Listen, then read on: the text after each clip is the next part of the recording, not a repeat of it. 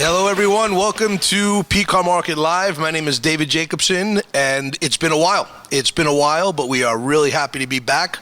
It's been busy. We've had holidays, summer vacations, and we've heard from some people while we were traveling at some events that you better do a show quickly. So here we are. Thank you for your patience. I'm joined by, obviously, Jim Barry.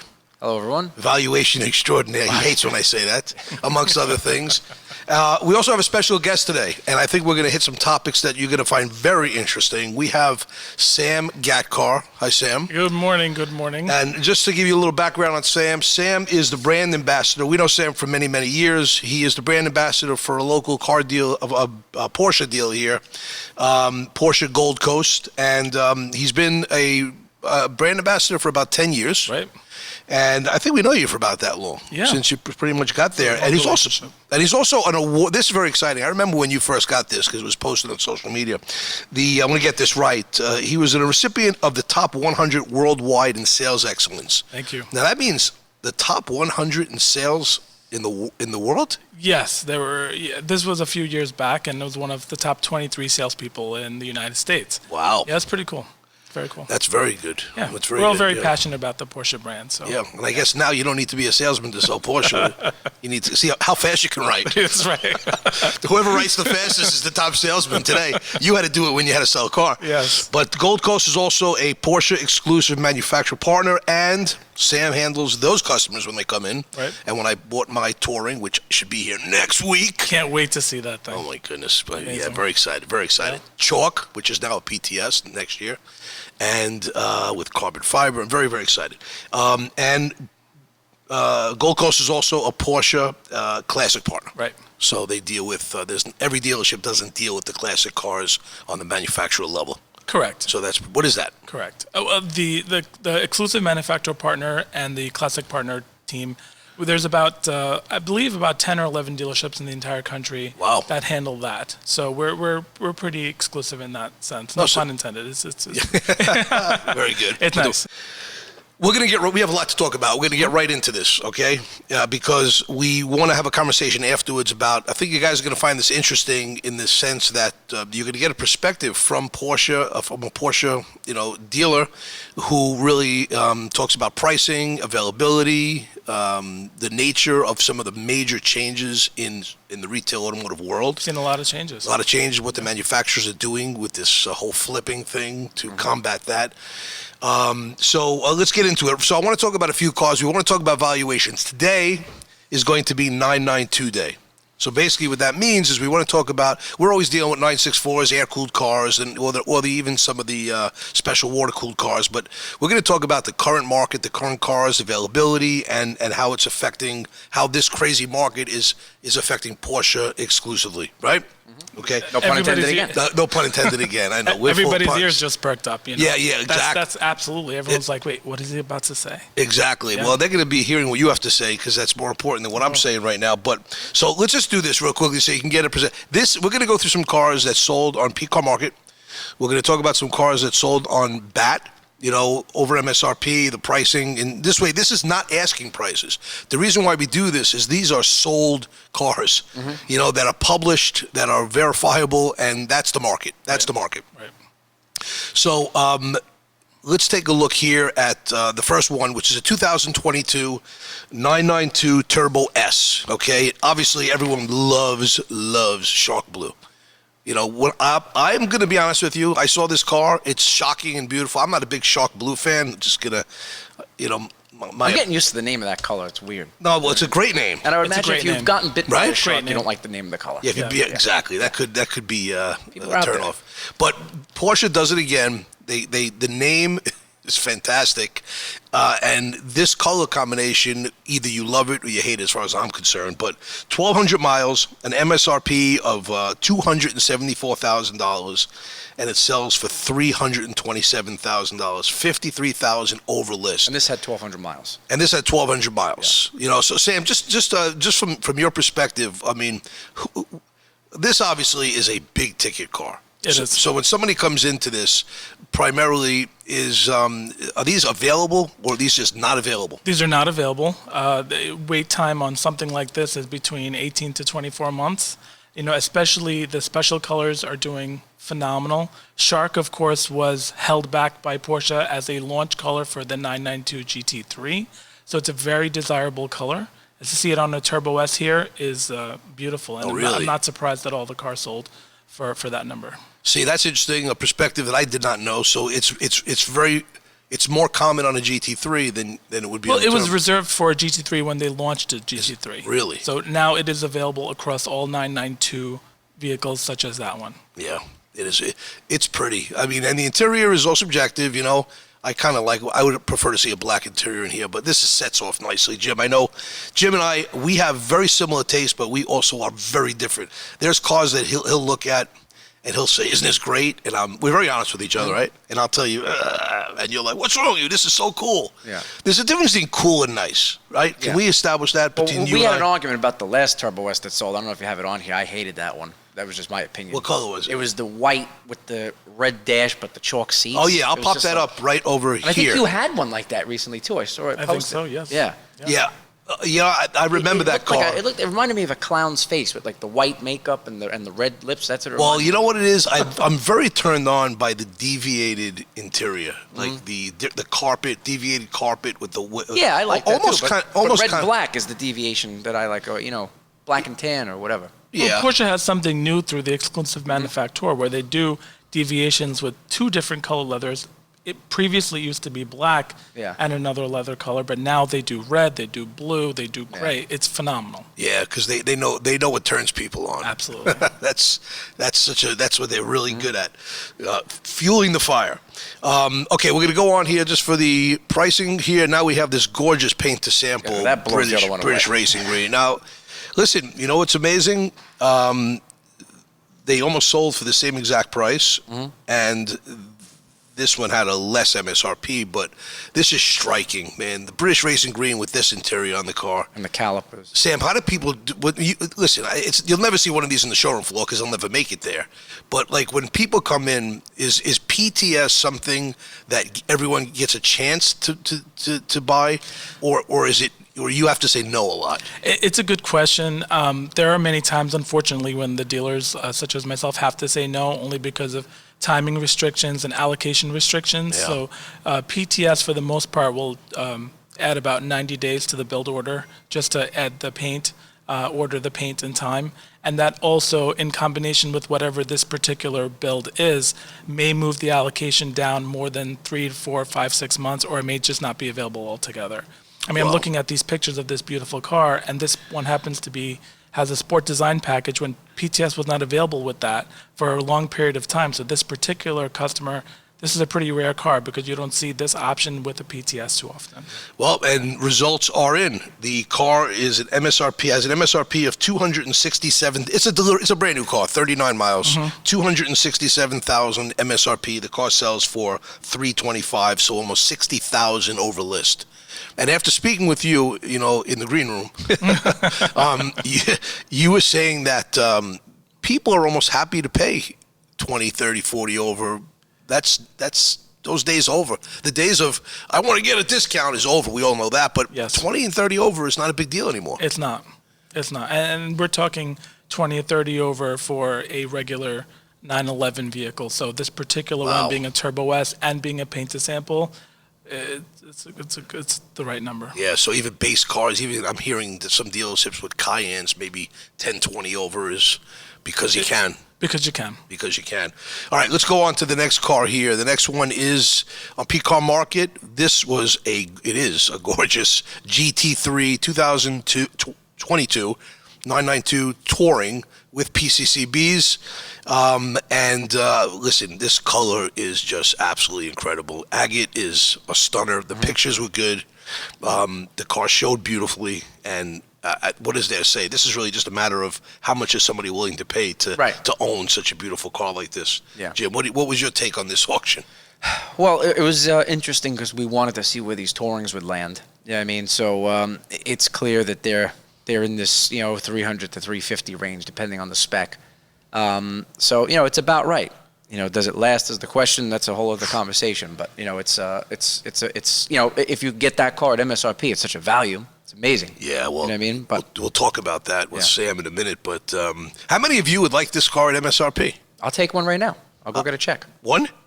Well, I'm not allowed to resell it, so I can only keep one. I'll take a dozen, please. If I can resell them, I'll take 2 dozen. As a matter of fact, I'll mortgage my house and I'll mortgage everything I have to buy 10 or 12 of these. I mean, but look how beautiful that is. Look at the red. I'm not a major red, although red is such a beautiful color on a Porsche. This is so classy and so well done. It's a beautiful interior. Isn't that beautiful? It's just enough. It's not too much. Gorgeous, gorgeous.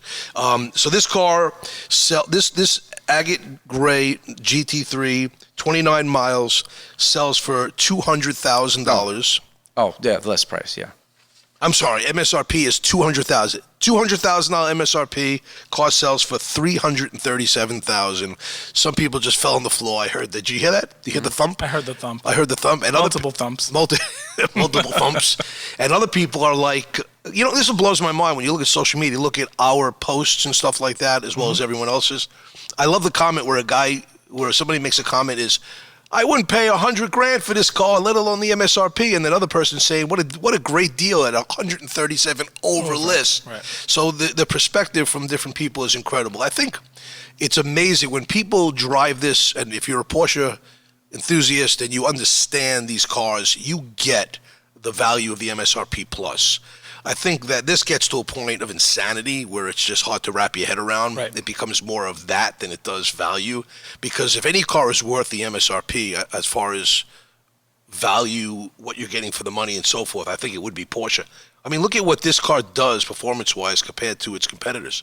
You know what I mean? Yeah. Now, you can also argue that you could probably buy a Japanese car for $75,000 less that has the same performance numbers, but not that visceral driving experience that you get, right? Absolutely. Not just a matter of horsepower or 0 to 60 or quarter mile. Right. Well, let's not forget, what about the fact that this particular brand and this particular car in particular, it's a piece of iconography, like anything else, like fine art, jewelry. Some people just want to have the very best, something that you cannot get your hands on, and this is the most exclusive of the 911 line right now. You sound like a Porsche sales. Do I? Like you sell Porsches. Oh, boy. Well said, and I could not agree with you more with and many, many other people. Okay, so we'll go on here to, I don't know what happened here. Well, we do have that black one live. You should show everyone that car. Well, let me show you this one. You could actually buy this. Jim pointed this out. This car's live right now.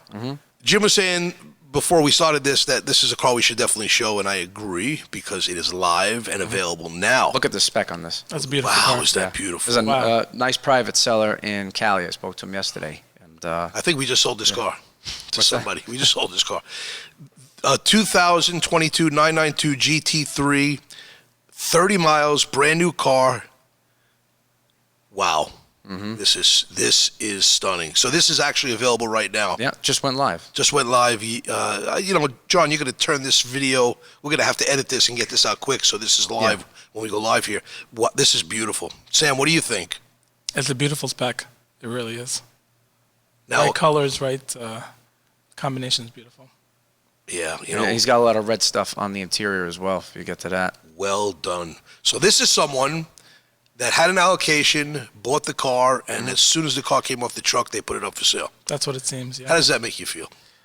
A little disappointed, to be honest. I mean, as a dealer, we like to see, and let me say I'm speaking for the manufacturer a little bit too here, and for myself personally, I like to see these cars go into the hands of enthusiasts, people who want the car to drive it, to enjoy it, to sit behind the wheel, get that visceral feel, the smell of the gasoline, the shifting of the gears if you're rowing your own gears, or PDK is phenomenal on this car too as an optional transmission. But don't you think that someone who's going to buy this car, Sam, is going to be an enthusiast? It's going to wind up in the hands of someone you just said. But it's just going to be at a high this price. particular client doesn't seem to be the case because he barely has had time to drive the car and he's selling it. No, I mean who he sells it to. Well, sure. Is going to be the enthusiast. I agree with Sam 1,000,000% on that. But it's funny because we get with the comments. That's one thing you guys don't have in the dealership where we have these commenters and everyone assumes, right? And we always say never assume. This guy actually paid more than he's going to wind up selling the car for. He paid the big premium on it. And he's got a very good opportunity right now for a big life-changing investment. So he's selling a few cars. So he's not profiting off of this, but he will when he takes the money and puts it into his next venture. I don't know about that. Yeah. I mean, we've had clients from the dealer's point of view who bought these cars way over MSRP and are flipping them way over that. Yeah. Oh, that's So possible. We see sure. that too. Yeah. We see that Yeah. too. Yeah, that's all relative. There's all different levels of what people pay and what their cars are worth and so forth. But I see what you're saying. Yeah. You're saying that this particular gentleman didn't buy it to flip it. He Yeah, actually, because I had the conversation with him, and I told him he's not going to get what he paid. All right, so we don't want to talk too much out of school about the seller, but we get it. There's really different types of buyers and sellers out there. Right. But it's interesting having you here, Sam, because I'm watching your face. It's different. It's different, right? When I say this to you and I say this to someone else, there's a different reaction with you. It's like you saw my face cringe a little bit when I saw the 30 miles and it's up for sale. Yeah. Well, we had this conversation with somebody yesterday, and it's the same thing. I empathize with the dealers because they're paying money to be in overhead. They're paying the money for the overhead. They're paying money to be in business. They're physically showing up and working for a living, and then people are taking their income and just putting it in their pocket. This is not they're not car dealers. Yeah, and we're going to talk about they have no right to do that. We're going to talk about what manufacturers are doing to try to prevent that. So let's move on here. But that's available right now. Yep. Again, a private seller. Yeah. This car can be yours within the week. Yeah. All right, now here we have a 992 GT3 in racing yellow. I love. Yeah, this is a nice car. This is a beautiful car, man. Beautiful. You notice with the black roof, just sits so beautiful. Sam, is this a color you like? Racing yellow. It's a very desirable color. Is it? It is. Yeah. Yeah. And it kind of has a different shade, like the speed yellow of yesteryear. But a beautiful, beautiful shade as usual that Porsche created. So here's a car that has 500 miles on it, an MSRP of 157,000, and the car sells for 172,000. So 15,000 over the list. Sell. Oh, I'm sorry, it didn't sell. Yeah. And I was going to say that's a steal, a GTS. Yeah, well, this is what Sam's talking about. These were sellers trying to capitalize, and ironically, there was a GTS cab that just no sale. Don't bring a trailer. Same thing. It did like 180, and the seller wouldn't sell it. Unbelievable. Wow. So this car does 172. It doesn't sell. 15,000 over, and the person doesn't sell it. Right. Okay, but it's... And they're not a Porsche dealer, nothing. They just think someone's going to come hand them all that money. All right. Yeah. Listen, this is the world we're living in right now, so I'm happy. You know what? When I saw that thing sell at 15,000 over, I thought it sold when I was doing this, when I was putting this together. That makes more sense to me now. I haven't seen a GTS sell because everyone's trying to get over 200 from it. It's not happening. Yeah, beautiful, beautiful. Anyway, so there you go. So it doesn't sell at 15,000 over. It makes sense, okay? And then let's go to, this is a bat sale. Right. This over here, 2022 992 Targa 4S, one of my favorite Porsches. To me, one of the best all-around cars ever made. Okay, if you want a convertible, if you want a Targa, if you want a coupe, if you want a gorgeous car, powerful, and so forth, the Targa, to me, is the way to go. Yes, I agree with you. My first Porsche was a Targa, and I just love it. It was red, right? It was red. I remember Guards that. red. That's when I met you. Guards red, black, beautiful car. They really are amazing. Beautiful. Amazing cars. Perfect all-arounder. It is. And I used to have one, and I miss it. I really do. So this car has 340 miles. Beautiful black. It's a 4S, $149,000 MSRP. Sells for $217,000, 68,000 over. There you go. So there's the rough market on the Targas. It's a manual. Okay. So that makes it's a manual. It's a manual. Yep. And this car is, again, black. It's not a PTS or anything extraordinary, but what are those wheels called again? The classic wheels? Yes, those are the exclusive wheels in high gloss black. Yeah, very pretty. Very pretty. They resemble the 50th anniversary wheel. That's why we like them, I think. 'Cause that's like one of our favorite. Yes. And they were inspired from the original Fuchs design. Yep, clearly, which is, how they did that. Incredible. So this is a car that sells for $70,000, over $217,000 all in. And then we have another car here that was on BAT that was recently sold within the last 30 days. Special color PDK. Very special. Here's a PDK GT3, 260 miles. Again, person bought the car and pretty much flipped it and sold it. Python green, one of the crowd favorite. Okay, you said this is PTS? No. It's not. Okay, it's not PTS, but it's an upcharge. Right. It's an upcharge color. Special color. It's like shark blue, right? In the same category. Correct, yeah. Yeah, it almost has it really is a nice shade of green. It really is. Kind of like the racing yellow in the green version. MSRP, $207,000. Car sells for $294,000, so $87,000 over. And pretty much what the market is right now. So here you're looking at these cars: $87,000 over, $70,000 over for a Targa, $50,000 over for a Turbo S, another $60,000 for a Turbo S in a PTS color, and then an agate gray GT3 at $137,000 over. So the winner of this little segment over here is the Tourings. The Tourings are really are they the most desirable car that you sell right now? Absolutely. The most difficult allocation to get, the most desirable product right now, as far as what we see the demand for.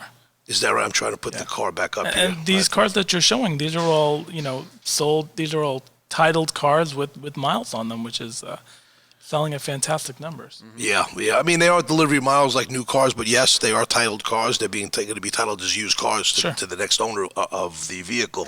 So that's a quick little look at what's happening with the values of these cars. And Sam, we talked before about people buying these cars and how do dealers feel about the world outside their walls of people buying cars and flipping them and stuff. And so how does the pricing structure? How does the pricing structure work at a Porsche dealer? What's the thought process? Let me just a segue from your commentary on these cars with the delivery miles, as you said. At this level, as you can imagine, our clients have a decent amount of money to get what they want, and if you're paying this kind of money, especially for a Porsche or a GT car, you'll spend a little bit more to get it exactly the way you want. If you can customize it. So you're seeing some of these cars selling for $80,000 over on your auctions, or $100,000 over for the Tourings on your auctions.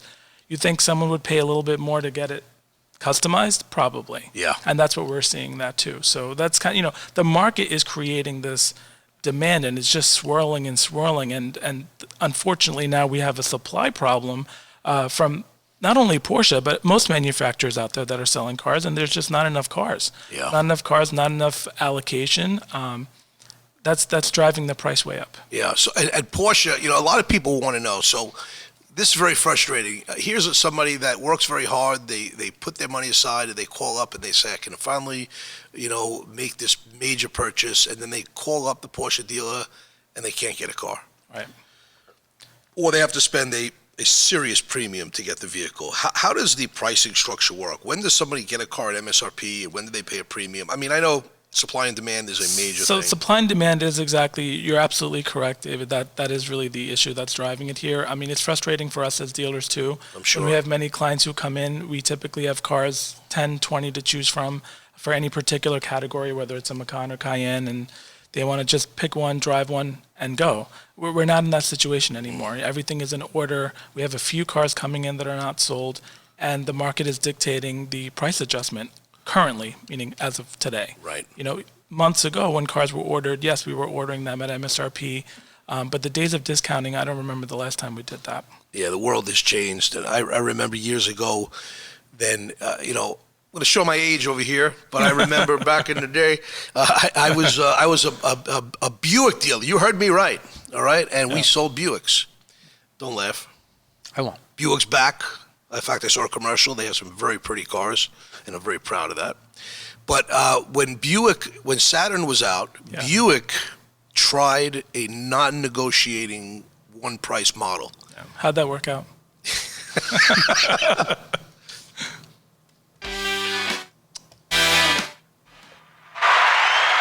I just can't get this right. I got to remember. John, can you help me here with the buttons? It's the green one.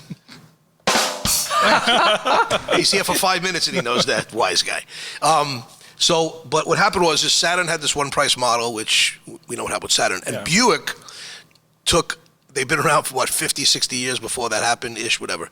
I don't need any email about that, whatever the years were. And they decided to take someone that negotiated their whole lives for a car and said, you can't negotiate anymore. So they lowered the price of the vehicle. They lowered the price, made a small profit for the dealer, and everyone that came in wanted to fight over the price of the car. No one accepted it. Right. So the reason I'm mentioning this is because that was not even possible to work back then, and they abandoned it. and it went back to regular negotiating, which people love to do. But all these years later with Tesla, the leasing where cars are worth more than the residual value. Whoever dreamed that would happen? The world has really changed. Well, I'm just going to interrupt you very briefly and mention people actually hate to negotiate. People don't like it at all. It's the worst thing about being in a car dealership, and it's the biggest fear that our clients have coming in. They don't like talking about pricing. Everything else is wonderful, but when it comes down to actually doing the numbers, they don't like it. So, but they feel like they have to. Of course, because that's the way they've always grown up, and they've seen, you see this on television and on movies, and you have to negotiate with the car dealer. MSRP stands for Manufacturer's Suggested Retail Price. Yeah, we suggest it to be lower. Right, and we don't. I mean, from a dealer's point of view, the manufacturer has a certain window sticker price, which is the MSRP, and many clients are just used to years and years just to adjust off of that number downwards. The market now is dictating a little bit differently. The suggested price these days is higher than the window sticker price. And I think it takes a little bit of getting used to from the customer's perspective. Okay, I don't want to get into a debate on when you have a situation where one person's goal is to get the highest for the price for the car, and the other person's goal is to get the lowest. Right. It's never going to be a pleasant experience. So I'm all for a one price model if it works. Okay. And I think as time goes, the problem is when it's a one price model and then the car gets sold and flipped for $100,000 more on the secondary market. Right. That's when things become ugly and. Certainly, yeah. And now you're seeing it both ways. You have a model where you have clients coming in, buying cars at different price points, whether it's MSRP, over MSRP, way over MSRP, depending on the model that they're looking for. And then you have those same customers, handful of them who want to sell it and gain a profit because of how hot the market is right now. Yeah. You were saying before that I don't know if we were shocked about it, but it was surely enlightening, is that Porsche dealerships specifically, will not sell outside their market because they don't need to, and they can keep the customers close. Well, many won't. I'm talking for myself here. I like doing business with our local clients and our clients that have been referred to us. Sure. So that's what we like to do, especially with very difficult to get cars. Sending and selling those cars outside of our primary market. It's a lose-lose. You're never going to get a chance to service that vehicle, service that customer, True. buy that car back for a trade. If let's switch gears a little bit to like a Ferrari market, they sell the same car 5 or 6 or 7 or 10 times. Yeah. And we're seeing that now moving in that direction with Porsche, and it's just bad business to not serve your local community first. And that's just our belief, and we try to do that as best as we can. See, so if this is handled right, Jim. If this shift in the mentality, economics, and everything, if this shift is handled right, this could be the best thing that ever happened to the automotive industry. Because what's happening, and you could shed some light on this, because I know you have some friends in the business without talking too specific, Ford is having a problem now. There's another thing here where Ford is starting to sell their cars for a certain price and just paying the dealer a delivery fee. Yeah, and that's what I personally don't think is a fair thing to happen to anybody, and I think a lot of the consumers, because they hate dealers, are jumping on this bandwagon. So Ford found some loophole that because it's an electric car, it falls into like a golf cart category, and they don't have to honor their franchise agreement. And some of the people I talk to, they're like cheering, like, yeah, I hate dealers, and so I'm like, but don't you understand that that's just a dealer with a different, guise? Because the manufacturer's just acting as a dealer. Now you have no power. There's no way of getting a better price. Nothing. Well, but it's full control. Yeah, but here's the flip side of that.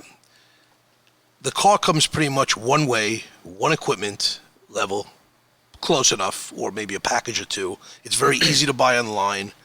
Very few people want to test drive these cars because they all drive nice. Let's just say, because that's pretty much the case. What is wrong with that? Besides pissing off the dealers, but the world is going to change. The dealers are going to have to. I'm not saying that the manufacturer should do that to the dealers. I mean, they got to work together. But this is going to change. You can't put everything in one bucket. Because paying over MSRP for a car as special as a GT3 or a Turbo S or something like that is one thing. But we're talking about a daily driver. A car that someone has to take to work. And quite frankly, listen, I'm a lover of the car business. deals are exciting. It causes excitement. It stimulates purchases. You know what I mean? It's like, oh, what do you see? You're sitting watching TV, and they're advertising you can lease this car for, $499 a month that you maybe couldn't have afforded, and it just gets you out of your chair, and you go get the car. If you're going to do one price, that's all going away. Yeah, what's wrong? So what's wrong with that going away? Well, it's not fair to a lot of the customers. And why is it not fair to a customer? Because whatever the pricing structure lands is what it lands. So you're telling me that you have to see an advertisement to be excited? Well, look at it this way. That is calling the consumers complete idiots. No. I have to see an advertisement on TV to get out of my chair? No, I want to spend $4.99 a month. What I'm saying is discounts excite people, okay? And it's proven. That's why you go on Smoke and mirrors excite people. No, that's why when you go on a website and you go to look at something and you don't buy it, and then an hour later you get an email, oh, we'll give you 10% off to buy it. It stimulates a purchase, a discount. But that's because we've created the monster where people are expecting discounts and negotiating and special offers. Right. What if there was a menu and said, here's a list of 50 cars that are available today from each manufacturer. Here is the price. Go pick which one you like the best on the merits of the value and quality of the car. To me, it's not fair trade. It's price fixing. Not fair trade. The price. This is a special car, and they could ask $1 million. By the way, and it's fine. By the way, as a dealer years ago, yeah, when we tried to talk to other Buick dealerships that we used to fight Buick again, don't laugh. Okay, it was Hyundai, Buick, Isuzu, Lincoln, Mercury. It was a bunch of manufacturers. Yeah. We used to try to talk to other dealers, and we used to get them. Let's not fight. Because what's happening is we're all beating each other up to a point where we're taking all of our profit away. You want to make $2,000 on a car. I had to make $1,500. You had to make $1,000 to steal it from me. You had to take $500 to steal it from him. Right. At the end of the day, nobody made any money. Right. And then one dealership that was willing to give the cars away, give the cars away, got the deal. The bottom line is nobody won in that situation. So what's the difference of now? So that was considered price fixing back then. By the way, no, hold on. That was illegal back then. But that illegal, ruined everyone's profitability, the dealership, and the only person and the dealerships and the consumers hated the experience of. Hold on, you're not listening. I am. The dealerships, the consumers hated going through that negotiating, but they felt like they had to get a good deal, and the dealer gave the car away. The last dealer gives the car away to steal the deal. So I welcome the fact of a price. Boom, here you go. There's the car. How does that hurt anybody? There's no flexibility. Zero flexibility. So you have a manufacturer controlling something. Let me ask you a question. You have a suggested price for a car, and you have a customer sitting in your showroom, and the payment is $650, and they can't afford it, but they want to be under $600 a month. You have the flexibility to get them under $600 a month and sell them a car today. Hold on. Artificially. It's fake. But it doesn't matter. The car should be under $600 a month. But that's what I'm trying to say. Look at Tesla, okay? Look at what their cars lease for compared to what the sticker prices are. They're not fair. They're leasing a $60,000 car for $900 a month. That's ridiculous. Yeah, 2 years ago, that's ridiculous. So, listen, that's just my opinion. I don't like it, but it's two conversations. The other conversation is what's happening to the dealers, and we should all be mad about that. The manufacturers are trying to get rid of the dealers. Takes away your job, takes away your proprietor's business. That's a whole separate conversation. That's not right. That's not right. That's why I prefaced it by saying that they should work together to come up with a solution that they can all benefit. Distribution centers, delivery centers, but the pricing. I don't think you should have to. And by the way, I don't think you should have to negotiate on a car anymore. If people like to pay sticker, pay it. You don't have to negotiate. Walk in and pay sticker. But if I want to walk in and negotiate and get myself a good deal on something, I can You're an old soul. You're an old soul. Okay? There's very few types of businesses out there where people negotiate on things like this. You don't go into an Hermes store, a Louis Vuitton store, and negotiate on that. Yeah. Cars, watches. A couple of things in boats. Some of these things are a little bit flexible nowadays, but like everything else, it's all above the manufacturer suggested price. Even in the watch business. I'm not a watch guy. I'm not in the watch world, but from what I'm seeing, these prices are double, same thing. triple. Rolexes are selling for multiples of what if you're on a list and you get a Rolex, you can walk out and sell it. I know it's tricky, Sam. I know it's tricky, and I also, you said the key word before, the suggested retail price. When the market is hot and there's limited supply, every consumer should expect to spend more money at the dealership. David, this is not unique to Porsche Gold Coast. This is not unique to the Porsche brand. I have clients who paid $15,000 over for a Ford pickup truck because they need to go to work and they have a business where they need that type of vehicle. Commercial vans, Camrys, Hondas. I mean, you're seeing it. This is the market right now. Some Hummers are selling for $275,000. It's crazy. No, listen. The world is. Well, listen, the dealers need to do that to offset the units too, because they were doing big volume. So, because I've had a lot of customers say, "Oh, the dealers are being greedy." They're not really being greedy. If you're used to selling 300 cars a month and you get selling 100, correct. You have to make up the difference somehow. You have to make up the difference. You have to pay the land bill. You have to pay your bills. I mean, it's the money needs to be made. Okay. There's no right or wrong side here because the dealers are not being greedy, but some dealers are being greedy. It depends on the. Listen, I'm not going to talk out of school here. I promise you. I said we do it before, but there's Porsche dealerships that are asking for over on cars that don't warrant it. Correct. And they're going to pay for that. Correct. The loyalty from the consumers, they're going to recognize the dealers that treat people right. And I understand at the end of the day, you don't want the secondary market to make all the profit. The dealer's like, wait, are you kidding me? Right. We did the right thing, and the market screwed us by making all of this money on the cars that we gave fair value. Well, so I understand. You're seeing that shift right now. You're seeing some of these cars, pre-owned cars, they want 15, 20,000 over on the pre-owned side. If that's being lost from the dealership side, you're going to start seeing the dealers asking for that type of money. You're going to start seeing it shift back to the new car side because you're not going to get it on the secondary market. It's going to balance each other out. To me, the bigger issue is like these are cars that are clearly worth a lot of money, and they'll always be worth a lot of money. But in 3 years, if the world goes back to normal, even halfway back to normal, right. The people trading out of a S-Class that usually you have to sell for 15 under invoice to just move the car off the lot, and they're paying 30 over sticker. Right. They used to be hard to get out of their cars in a normal world, so now they paid roughly $40,000 too much for the car. That's going to be a challenge. Oh yeah. If it was happening today, it's a little bit easier because the market is so good. But again, it's on the other side too. So if they're getting out of something, they're going to get a good value for it. But then if they're getting into something, they're going to be paying a little bit more. So it's Listen, 2007, people were spending money on houses like they were buying candy bars. And when prices were going up, you couldn't be wrong. And if you were wrong, eventually you were going to be right. Now, there's a serious detriment to having your timing be wrong. And there are people. I listen. If you're spending, $50,000 over on a GT3, you're not really going to get hurt. And if you hold on the car long enough, you'll probably make money. But there are cars that people are going to get crushed on. There's a lot of cars that sold for way over MSRP that are not going to be worth anywhere near that in the near future. There's going to be a major upside. Like the Hummer, like you just said, the Hummer EV. It's an appliance. When I was a dealer, depends on the demographic in the market you're in, but people being upside down on trades was very common. Sure. In the typical world, because what do they say? The average loan was 37. The average loan was, I'm sorry, on a 60-month loan, the average person only kept it 30 months. Right, 30 to 37 months, something like that. Thank you. Right. 30, that's exactly right. Wow. Right. Yeah, 30 to 37 months.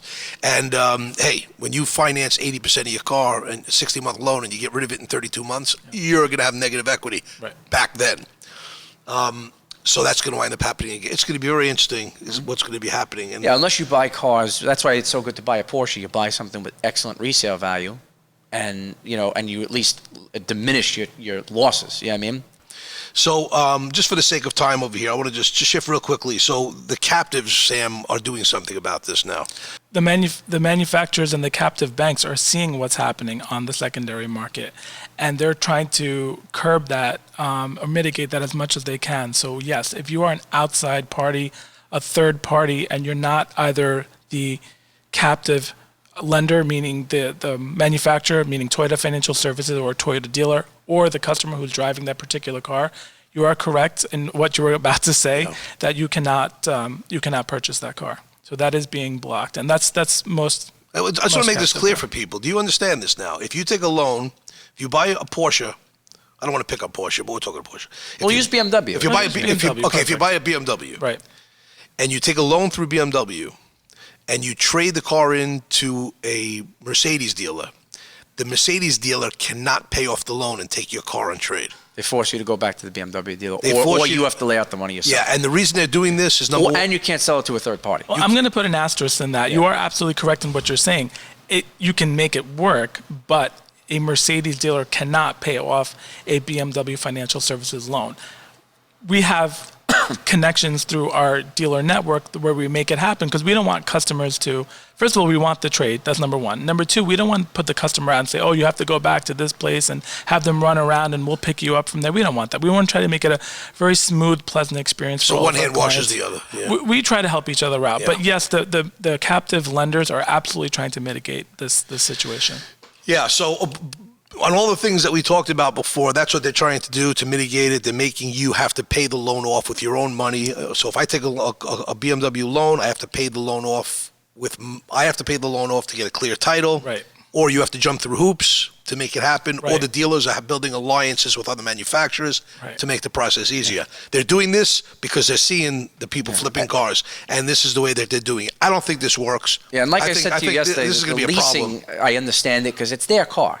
Yes. You know, Porsche owns the car. I'm renting it from Porsche. You're absolutely But right. on a car that I bought, you're going to tell me I can't sell it to somebody else? So that's a problem. Well, just to touch base again before we switch to topics to that, to go back to the leasing side, the lender side, if you're trying to pay off a car like a lease, and you're not that buyer of the car and you're not the lessor or the leasee, the bank has every right to adjust that residual price to market value. I agree. Which is what is happening. Yeah. That is what is happening. They've taken a lot of losses. Now's the time for them to prosper. I agree with that. Right. But to take something you bought and tell you can't sell it.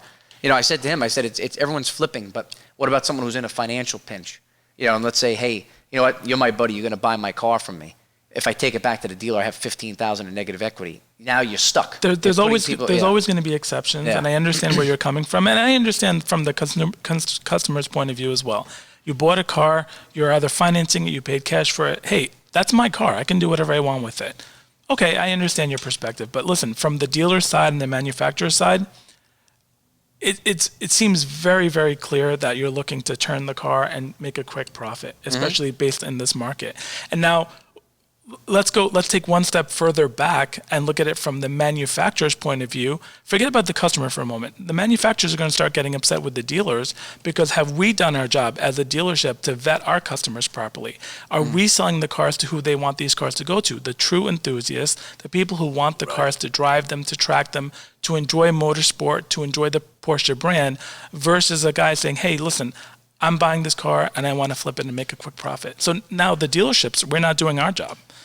It's a tough one. That's a very good point. Because if you these actually wound up in the hands of the people, no one would be flipping these. Absolutely correct. Yeah. That's the point. Well, how do you do that? That's the point. Yeah. That's the point.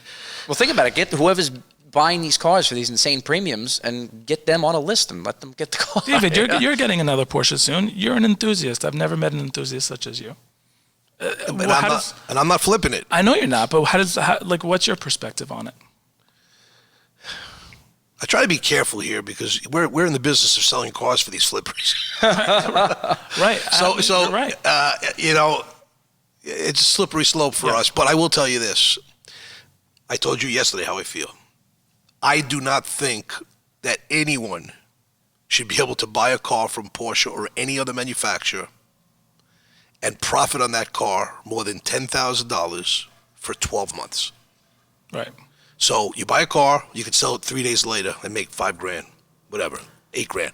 But if you're going to flip that car and make 20, 30, 40 grand, you're either going to have to split it with the dealer, work something out like that, or you're going to have to wait 1 year and then it's 100% yours. Or become a car dealer.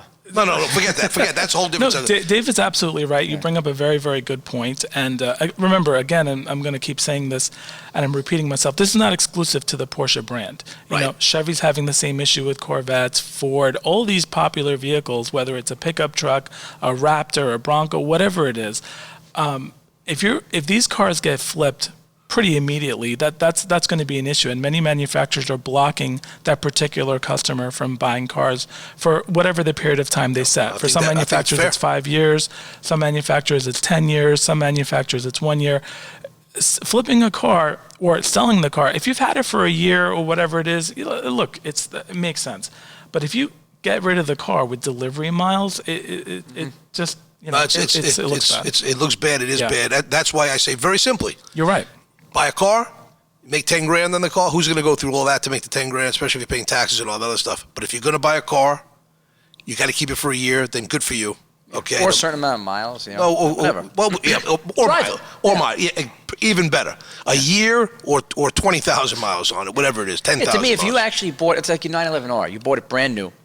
That's 7 years ago. Don't embarrass me now. Don't embarrass me. sorry. You know how many letters I'm going to get telling you how many miles are on my R? No, but what I'm saying is it's 6 years. So now, if you legitimately bought the car, you didn't buy it to resell. So now, if you sold it, whether you lost or made or whatever, it's your money. No one can begrudge you that. Absolutely. You didn't buy it to resell 100%. it. You didn't buy it to That's what I'm saying. Right. Yeah. That's So right. flippers, a car's got 89 miles, and the No, car's... you have 130, remember? No. Yeah, you took it. But listen, I think we're on the same page here. Again, I am not one of those guys that are saying the poor dealers. But if a dealer's willing to give you a car at list, and they could have got $100,000 over, That's then why stealing. should you do? It's stealing. Yeah. They have overhead and all this. I just don't agree with it. I'm sorry. What's your thoughts? We'd love to know your thoughts on this. We really would, because this is a debate that's going to go on. There's going to be some legislation, and there's probably going to be, whether it be legal and governmental, or whether it be just new protocols that are put in place by the dealers, whatever. Right. There's going to be changes happening here because of what's It's a going on. free-for-all right and then, now. and then once they make the protocol and they change all this, it'll go back to normal, and you won't be able to make money on cars anymore. I mean, we were selling a Touring, and we were barely breaking even on a Touring 2.5 years ago. Yeah, they were doing like 10 under sticker. We were 10 under sticker. Yeah. That's why everybody calm down. Right. Everybody just calm down. So just because we have to end this, but I want to ask, one of the things we have a lot on Pcarmarket, not a lot, but it happens, and I think it's very interesting for people. We're talking to you, Sam. Sure. You know, as a dealer's point of perspective, and you shared this with us before, the CXX options, the special wishes, or the Sunderwunsch. Pronouncing that right? You absolutely are. Yeah, right. so those are, where something is specially ordered from the factory, but may not necessarily be on the window sticker. Some people are like, that was not on the window sticker. Right. Therefore, we don't believe it came from the factory like that. But it is very possible and very common. It's not only very possible, it's very common. And Porsche is one of the very few manufacturers that has a special wishes program. So you go to Porsche.com, you look on their website, you go to the car configurator, which many of us enthusiasts do just for fun, and you go through all the hundreds and hundreds and hundreds of options that they have. Well, guess what? There's a lot of things that an enthusiast wants that may not be on the website at all. Can Porsche do this? Can we do special leather? Can we do special paint? Can we do special stitching? Can we do special options? The answer to the question is yes, we absolutely can. So, we would just sit down with a sales consultant who specializes in the exclusive manufacturer process, and we have a conversation. David, you may say, you know what, I want 10 seats in my car, or I want, a fuzzy seat belt, or whatever it is. Can it be done through the manufacturing side? Let's see. That's a conversation that opens up. And many of these things, yes, it can be done. And if it's done outside of the manufacturing process as a special wish. So you're going to have a one-of-one type of situation. And if that thing makes it to the vehicle, it's not going to show on the window sticker. Yeah. But it will absolutely So be. it just shows like exclusive and then a price, but it doesn't show what's in there, right? Correct. It's like a bundle of stuff. But it even shows a price, though? It'll show a price for whatever was. It'll show a group price. price, A group not an price. individual. Because back then, they used to, on the window stickers, I used to see tech equipment. And they didn't list what it was. Right. Well, Do they still use that term, tech equipment? Yes, tech equipment now is used as a term for anything that can be Aftermarket. added Yeah, aftermarket, That's but aftermarket, original manufacturer. So, Right. for Yeah. example, baby seats, car covers, floor mats, that's considered tech equipment. Right. Yeah, There used to be that's different. wheels in there. It used to be Wheels, like on the correct. 993s, it was the Correct. aero kits and stuff like Correct. that. Yeah. Yeah, if you could buy it as an aftermarket item. But what I was talking about also was, this was actually a 993 Touring. That there was a debate. It was a blue one. It was one that we sold about 6 months ago on Pcarmarket, and there were people saying that this doesn't show anywhere. We checked everything, and there's nothing. Sam is saying that it is 100% possible. In fact, not just possible, but that's the way it is. It is a fact, David. You are correct. It's an answer. It's a question that Porsche exclusive gets asked a lot. Can we line item everything and put it on the window sticker? And as of right now, we're not doing that. Yeah. As of right now. Well, there you go. So you still got to be careful. You still can't take people's word for it. You still got to ask questions and put them through the hoops. I get it when they say, "Yeah, my car has a Baruchki, special thing," and you got to really ask questions. For those who want to know, if the car truly does have that option, that document can be produced. Wow, we can keep talking here, but we're not, because He has to go sell Porsches. you got to go sell some Porsches. All right, I got to go to work today. And by the way, you make us look bad with your beautiful You tie guys and look great. jacket This there. place is great. So I really appreciate your hospitality and Of course. for picking my brain. It's always great to see Jen. It was good to see you, too. David, yeah. Hopefully we do it again soon. Yeah, so I want to just say a couple quick things. First of all, thank you again, Sam, for taking the short notice to come here. We talked last night, and we thought this would be really important to get this on air. The other thing is just quickly, we have, please check out our website. We have some incredible automobiles that are, during this changing market, you got some good opportunities right now. Some cars may be selling. You know what's interesting? We have cars that have been advertised out there for a certain price, and you say this best, Jim. The guy has a car advertised for 180 grand for 3, 4, 5 months, and it's way over market, and it's not going to sell, but he put it out there to see what's happening. Then it goes on to Pcarmarket because the guy goes, now I'm serious about selling my car. Yeah. Some people won't bid because they saw the original Yeah, asking they think they can't buy it. Meanwhile, he'll sell it for 130 or something like that. Yeah, so always bid. Bid. Always bid. Yeah. You got to be. What's that commercial from the New York Lottery? You got to be in it to win it. Got to be in it to win it. Got to be in it to win it. You got to bid to win these cars, and you'll be surprised. You may get a car at a really nice value because people want to sell cars. They come on to Pcarmarket, they're selling their car. So check out what's happening on there. We have a Cars and Coffee at our New York headquarters in Oyster Bay. It's going to be a fundraiser for the LaSalle Military Academy Alumni Association. That's June 26th, 8 o'clock at this building in Oyster Bay. If you want more information, you can email us, or there'll be information on the website. And that's it. That's it. All right. That's it. John, thank you, my man. Sam, thank you. Jim, let's get to work. We got it. All right. Thank you. Have a great day. Thank you.